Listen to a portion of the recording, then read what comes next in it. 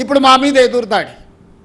మేము ఈ మధ్యకాలంలో రాసిన లేఖ వల్ల కేంద్ర ప్రభుత్వంలో ఒక కదలిక వచ్చి నేను కేంద్ర ప్రభుత్వానికి మిగతా దగ్గరలో కూడా ఒకవేళ మీరు తక్షణమే సిబిఐ విచారణకు ఆదేశం చేయకపోతే తొందరలోనే ఆందోళన కార్యక్రమాన్ని ప్రకటిస్తాం కాళేశ్వరం నుంచి అని చెప్పి వాళ్లకు సమాచారం పంపడం జరిగింది.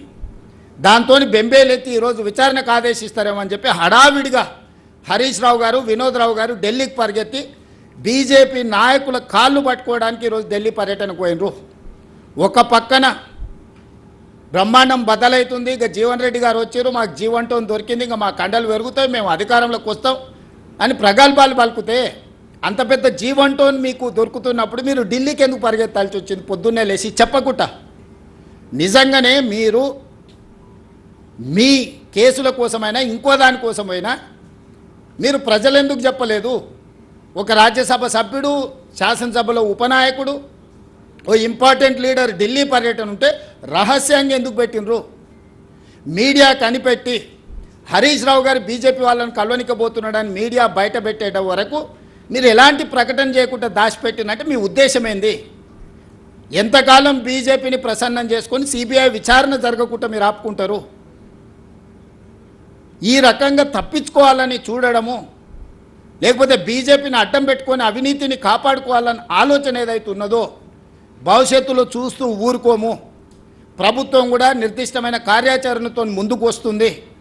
ఒక పక్కన ప్రాజెక్టును రిపేర్స్ చేసుకొని రినోవేట్ చేసుకొని రాష్ట్ర ప్రజలకు ప్రయోజనకరంగా ఏ విధంగా ముందుకు వెళ్ళాలనో సాంకేతికపరమైన అంశాలను అన్నిటిని కూడా ప్రభుత్వం పరిగణలోకి తీసుకుంటుంది. ఈ ప్రాజెక్టులను రిపేర్ చేసుకోవడం ద్వారా తిరిగి ప్రజలకు ఉపయోగపడే విధంగా, అదేవిధంగా తుమ్మిడియేటి దగ్గర మీరు ఆపేసిన ప్రాజెక్టును మళ్ళీ ప్రారంభించి తుమ్మిడియేటి నుంచి సరాసరి శ్రీపాద ఎల్లంపల్లికి నీళ్లు తీసుకొచ్చి చేవెళ్ళ వరకు నీళ్లు తీసుకురావడానికి అవసరమైన ప్రణాళికలను కూడా అన్నిటిని సిద్ధం చేసుకుంటాం. అప్పుడప్పుడు హరీష్ రావు గారు మాట్లాడుతుంటారు, ప్రాణహిత చేవెళ్ళ లేకపోతే మీకు నీళ్ళు ఎక్కడి నుంచి వస్తాయని. ఆయన తెలివి ఉండి మాట్లాడుతుండా, అతి తెలివితోటలతో మాట్లాడుతుండా, మభ్యపెట్టాలని మాట్లాడుతుండా నాకు తెలియదు. దీంట్లో ప్రాణవాయువు శ్రీపాద ఎల్లంపల్లి హరీష్ రావు గారు నిక్కరు తొడగకముందే కాంగ్రెస్ పార్టీ కట్టింది. ఎస్ఆర్ఎస్పి కాంగ్రెస్ పార్టీ కట్టింది. ఈరోజు మేడిగడ్డ నుంచి నీళ్ళెత్తి అన్నారంలో పోసి, అన్నారంలో నుంచి నీళ్ళెత్తి సుందిళ్ళలో పోసి, సుందిళ్ళ నుంచి నీళ్ళెత్తి శ్రీపాద ఎల్లంపల్లిలో పోయాలి.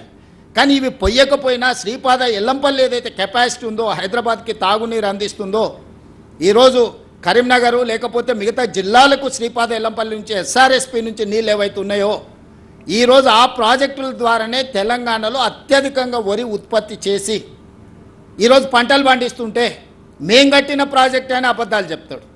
చర్చిస్తే రాడు.